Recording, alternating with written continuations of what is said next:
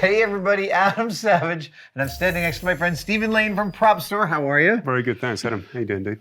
I could not be better right now. You excited? I am in a Star Wars frame of mind, and you have a couple of insanely fine pieces here on this table. Yeah. Let us start with this one, and we'll keep this one in reserve for a second. I see what you're doing there. I know exactly which way you unwrapped your Christmas presents at Christmas. Yes. Best till last. Dude, this is an E11 Stormtrooper blaster that... Whoa, this is not a casting. No. This is the real deal. So this was originally located in Bapti with a number of these, actually. Bapti were the weapons coordinators, the armorers who built the guns for Star Wars: A New Hope for the original trilogy. They did the majority of weapons right up to... They did some of Jedi, but not all of Jedi. The way that these were put together were actually deactivated Sterling machine guns. Right. So one of the reasons that these were chosen, from what we understand, and there's been a lot of conversation about it over the years. I knew Carl Smith very well. He's retired now, but I sort of chatted with him about it, and some of the guys who worked on the films as well, was that there was, if you sort of hold it, if we just rotate it around this way, you can see very distinctly in the body here, just... Sorry, I'm going to have to put my glasses on. It's just there, isn't it? Yes, that's it. So you've got the seam just there, haven't you? Yeah, where it's riveted as well. And as you can see here, this is all cast aluminium as well. Yeah. So there was a lot of talk about the first shooting that was done for Star Wars, of course, was in Tunisia. It was location work. Right. And there's a lot of problems with moving guns, even at that point. Live guns, deactivated guns, really deactivation, it wasn't even really a thing at that point in time in the mid-70s. And so there's talk about the fact that these were cut down Sterlings, that they then mounted these cast aluminium components to it, so they became non-guns. But it does make them immediately identifiable, because in all, if you look at any of the 4K or HD shots in the film from A New Hope, you can see these seams very, very clearly. Really? You can see these details very, very clearly. Yeah, there's a great shot of Carrie Fisher holding one in close-up. I'm amazed. I love how much paint there is on this thing. I love the weathering, and every part looks correctly authentic to the original. The Hengstler counter and the scope, it's gorgeous. Yes, so obviously when they were discovered, and this was going back about 18, 20 years ago, they were completely stripped down. So they'd come back to Bapti for reuse on future productions. Right. They'd probably been rented out for numerous war films over the time as well. So there were none of these components were on there at all.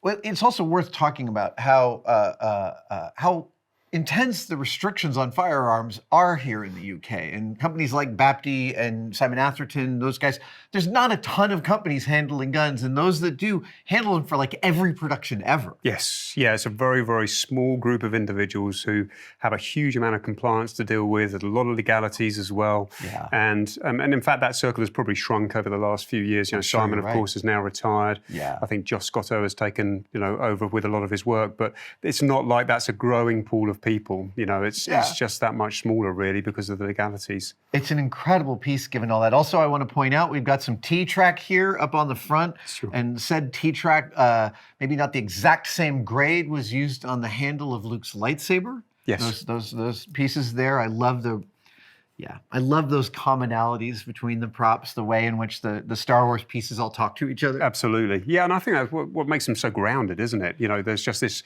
sort of subconscious recognition of what you're seeing. There's a theme there, and it has a narrative that's connected, as you say, stitches everything together in such a clever way.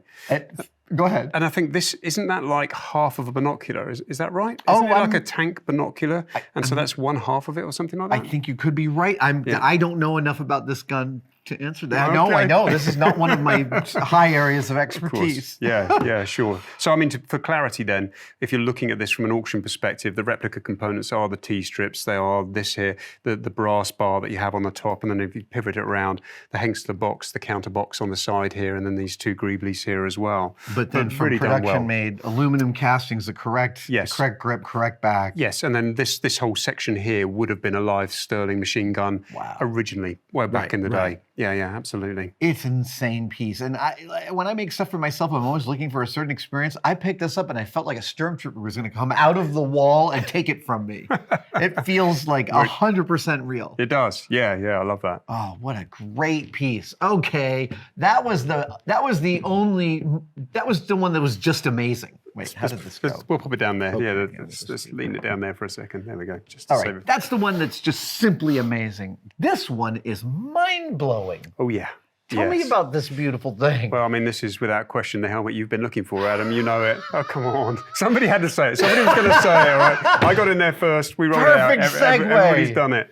Yes. So this is a screen-matched Stormtrooper helmet. Yes. So this is Star Wars: A New Hope, 1977, first film.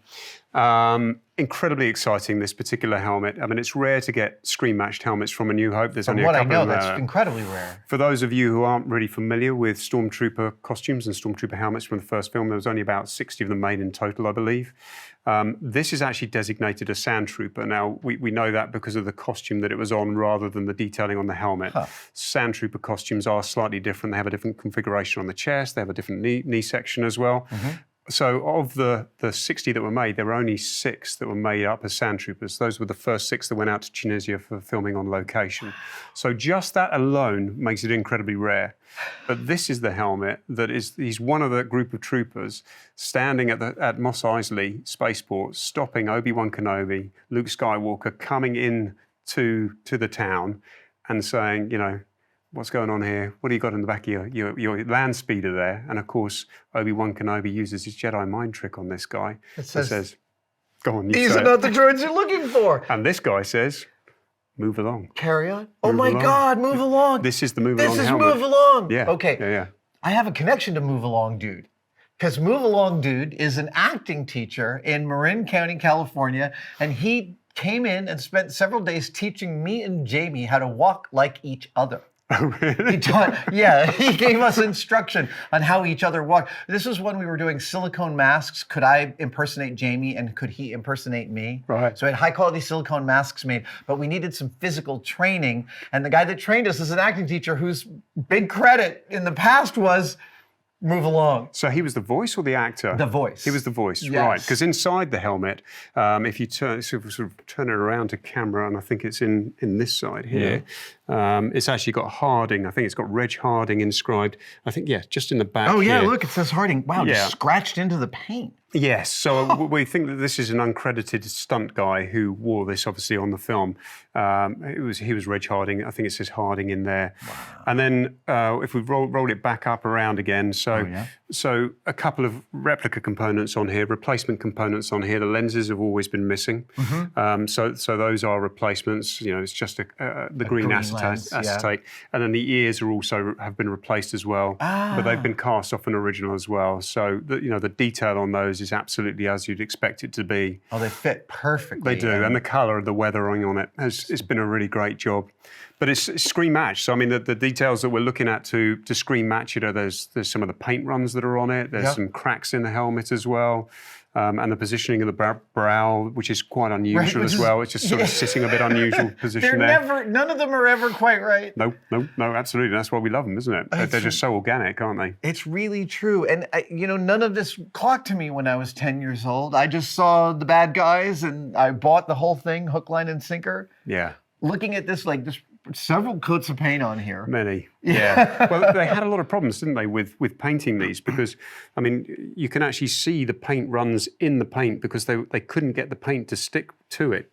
And I think that's why you have some of this sort of red oxide spray on the inside. It's sort of like an overspray. You mean like a primer? Yeah, like a primer. Yeah, absolutely. So this is where they were trying to understand how to, because it's an HDPE, is that right? It's like a boat material, I think that it was made from, because they couldn't get this on to work on a vacuum forming machine with sort of standard vacuum form. Yeah, so it's formed in this material so they could actually peel it out and actually get it to work. Actually, we can see some glue from a head pad in there. Oh yes, and that where it would have rested on the actor's head. Yeah, and that was just simple sort of yellow foam head pad, nothing too complex. Not by comparison to what you see for the modern helmets today. No, and you can see the green lenses there. Yeah. The green looks great. Yeah. Dude, it's a beauty, isn't it? It's so singular, the idea that it is the Move Along Trooper, man. Yeah. That is crazy. And I don't know. For some reason, the handmade aspect of all the original Star Wars stuff just feels like a hug, you know? It's like I feel the people trying to make a great movie. Dudes. Steven, oh my God, thank you so much for talking me through these. What an incredible pair of Star Wars memorabilia. Pleasure. And the auction is soon. Yes, the auction takes place on the 14th to the 17th of November. Day one is when we'll see this, so that's the 14th. It's live at BAFTA in Piccadilly, but it's going to be streamed around the world as it always is, so you can register online right now and you can bid from the comfort of your armchair with a beer in your hand if you want to. And in fact, most people do these days. Do they to be honest. really? They really do. Yeah, Oh, man. absolutely. Thank you guys so much for watching that video. We have some brand new merch available at the store. A dog's age ago, I mean like 2018, 2019, this wonderful graphic designer named Brian Otterer reached out to us and sent us some stickers. He has a design firm called Dash 3 Dots, and we loved his stickers so much we wanted to sell them on the merch store. Well, he updated them with our new logo, and we've got Adam in Martian spacesuit sticker. We've got Adam in the shuttle suit sticker. We've got Adam in the Apollo suit sticker. And my personal favorite, Adam in the alien spacesuit sticker. Get yours now, tested-store.com. Hey!